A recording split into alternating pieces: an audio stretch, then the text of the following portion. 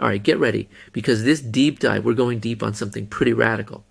What if we could ditch physical bins altogether and still solve the global waste crisis? Sounds a bit crazy, right?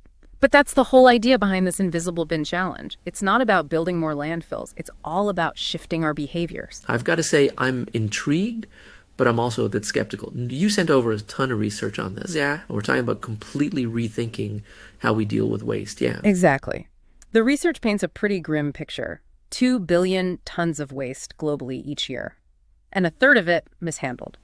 But the Invisible Bin Challenge really focuses on something we often miss: the psychology behind why we make the choices we do about our trash. Okay, let's get into that. I'll admit, I've definitely tossed something in the trash when I wasn't really sure if it was recyclable. Is that the kind of behavior we're talking about changing? Absolutely. Convenience is huge. If it's easier to just throw something in the trash than figure out how to recycle it, most people are going to take the easy route. And honestly, the rules around recycling can be so confusing. It's no wonder people get it wrong sometimes. It's like you're at the park, yeah, and finish your drink. And the recycling bin is like way across the field. It's so tempting to just chuck it in the nearest trash can, even if you know better. Right. And it's not just about laziness.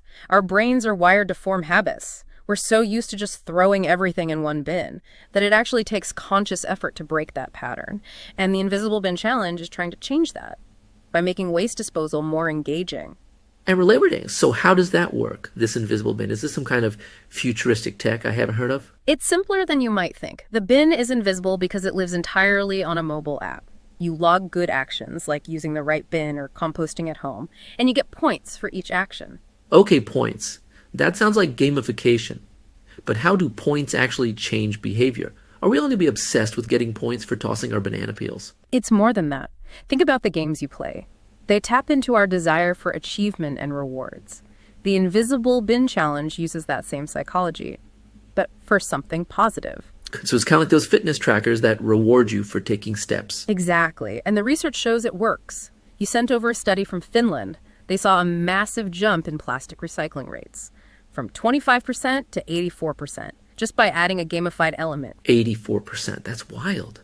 But what about the rewards? Are we talking virtual badges, or is there something more tangible? The research suggests all sorts of possibilities: discounts at local businesses, entries for prize drawings for eco-friendly products, even donations to environmental charities. So good deeds for actual goods. I can see the appeal. But what about the invisible bin itself? Have you logged those actions? Do you have to carry around some special scanner? QR codes. Imagine you're at the park. You're about to toss your empty water bottle. You see a QR code on the recycling bin. You scan it with your phone. Boom. You just earned points in the Invisible Bin Challenge. Wait, so it uses existing infrastructure. We don't need to replace all the bins in a city. That's the best part. It's scalable and cost-effective. It's about changing behavior, not creating a whole new system. Okay, I'm starting to get how this could actually work. It's like you're turning waste management into a game, something people actually want to do. And that's the key. The Invisible Bin Challenge is about making waste reduction fun and rewarding, not a chore. It's about tapping into our competitive spirit, our desire to be part of a community, and our natural drive to do good. Okay, color me intrigued, but let's be real. There have to be some challenges to making this work, right? Of course. But the exciting part is those challenges can be overcome. We're really just starting to explore what's possible with this concept. This is fascinating. We've covered a lot, but there's clearly so much more to uncover. We'll be back after a quick break to dive even deeper into the Invisible Bin Challenge. And we're back, still thinking about this Invisible Bin Challenge. It's kind of amazing to think a simple app could have such a big impact. Yeah, and what's really interesting, this approach goes beyond just points and rewards. The research suggests this app could be like a personal waste management coach. Oh, interesting. I didn't think of that. What do you mean by coach? Okay, imagine you're at the grocery store, scanning products on your phone, comparing prices. The app could use that same scan and tell you which packaging is the most recyclable, or even nudge you towards products with less packaging altogether. So it's like having a little voice in your ear saying, hey, maybe pick the cardboard box over the plastic. That can be really helpful for people who want to make better choices but aren't always sure what those choices are. Exactly. It takes away that uncertainty, makes it easier to do the right thing. Plus, it could even send reminders, like when recycling pickup is coming up, so you don't forget. Okay, that's smart. I've definitely forgotten a recycling day, or two in my time. So it's not just about the points, it's about education and giving people the tools to make those good choices. You got it. And the research highlights how important that education is. For long-term behavior change, if we connect waste reduction to things people care about, saving money, protecting the environment, even just having a cleaner neighborhood, it becomes more meaningful. For sure. And sometimes we need that little extra push, even if we know what the right thing is. I love how this app could be a community thing too. Right. Like, imagine neighborhoods competing to see who can recycle the most or reduce food waste the most. It uses our social nature, our desire to be part of something bigger. It's like a neighborhood cleanup day, but happening all the time. In some way, I get that. What about people who aren't that competitive, or people who might feel overwhelmed by the whole game thing? That's a good point. But this platform could be designed for different personalities. You could focus on your own challenges, track your progress, celebrate your wins, without the pressure of competition. So it's flexible enough to work for different people. Definitely. The research actually highlights how important personalization is. For changing behavior, the app could even learn your habits and tailor challenges to you. That's some nice level stuff. But let's get back to the data. We've talked about the good stuff, but what about the potential downsides? This app is collecting a lot of info about people's waste, right? What about privacy? You're right to ask that. Data privacy is huge here. Any responsible use of this challenge would need strong safeguards to protect data and be totally transparent about how that data is being used. So no corporations secretly selling our trash data? Absolutely not. Users would control their data. Right. And be able to opt out of anything they're not comfortable with. Okay, that's good. But another thing I'm thinking about, unintended consequences. Could this system accidentally make people create more waste just to get more points? It's a valid concern, but the rewards could be set up to encourage reducing waste, not just disposal. For example, you could get more points for composting than just throwing food scraps away. So it's about rewarding sustainable choices, not just about getting rid of stuff. Precisely. It's about shifting to a more circular model, thinking about environmental impact, from the moment we buy something to the moment we dispose of it. That makes sense. But what about people who don't have smartphones or the internet? Will they be left out? That's an important point. The challenge would need to have other ways to participate, like community kiosks, text messaging, Right. or working with local groups to provide support.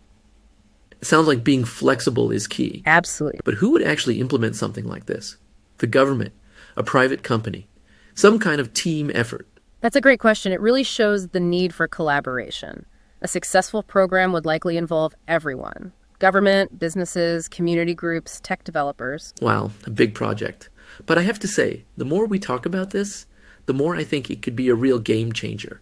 If we can change how people think about waste, it can have a ripple effect on all sorts of sustainability issues. I agree. It's about changing mindsets, creating a culture of responsibility.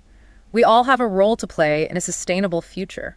This has been such an interesting conversation. We've covered a lot. The benefits, the challenges, the tech, the psychology. We're just scratching the surface. True.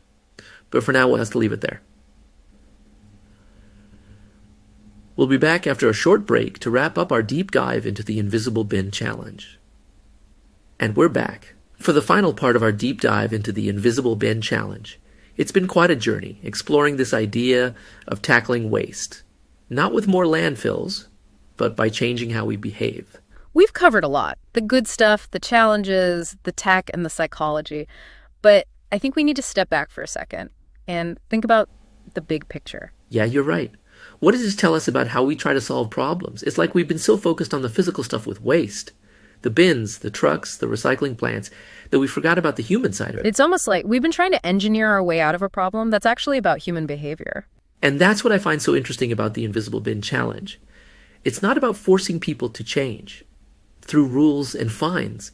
It's about helping them make different choices by encouraging them. The research really highlights that shift from punishment to encouragement. Instead of making us feel guilty about overflowing landfills, it's like, here's a fun way to make a difference. Yeah, it's turning a chore into a challenge, something we can feel good about. And maybe even a little competitive about. Right, that competitive spirit could be a powerful thing, especially when it's about working together, like building a cleaner community, and that sense of community. We haven't talked much about that, but it seems really important for this challenge. Imagine everyone working together, sharing tips and celebrating successes. I love that idea. Turning waste reduction into a team effort. Totally. I keep thinking about that study from Finland, where recycling rates went way up just because of a game. It shows that this can really work. Yeah. It's not just a cool idea. Yeah, and what's even more impressive, they did it without changing any infrastructure, just by changing how people interacted with the system. That's What makes it so easy to adapt and use anywhere. It doesn't require a total makeover, just some smart use of behavioral science and tech. It really shows what we can do. We don't always need complicated solutions for complicated problems. Sometimes we just need a new way of looking at things. I have to admit, I was a little skeptical at first. It sounded too good to be true. But now I'm starting to see how much potential it has. I get it. It's a big change from how we think about waste now, but that's what makes it so exciting. It's a reminder that we don't have to do things the same way forever. There are always new possibilities. Yeah, new ways to solve old problems. And the Invisible Bin Challenge is a great example of that. It really is. As we wrap up this deep dive, I want to leave you with something to think about. If we can gangify waste reduction, imagine what else we could gamify. Exactly. What other problems could we solve if we used our desire to achieve, connect, and do good? Could we gamify education, healthcare, even voting? Who knows? There are so many possibilities. It's a challenge to all of us to think outside the box, to question how we do things, and to never stop looking for new solutions. Thanks for joining us on this journey. We hope you learned something new and maybe it inspires you to see the world a little differently. And remember, even the smallest actions can make a difference, so get out there and make a difference, one invisible bin at a time.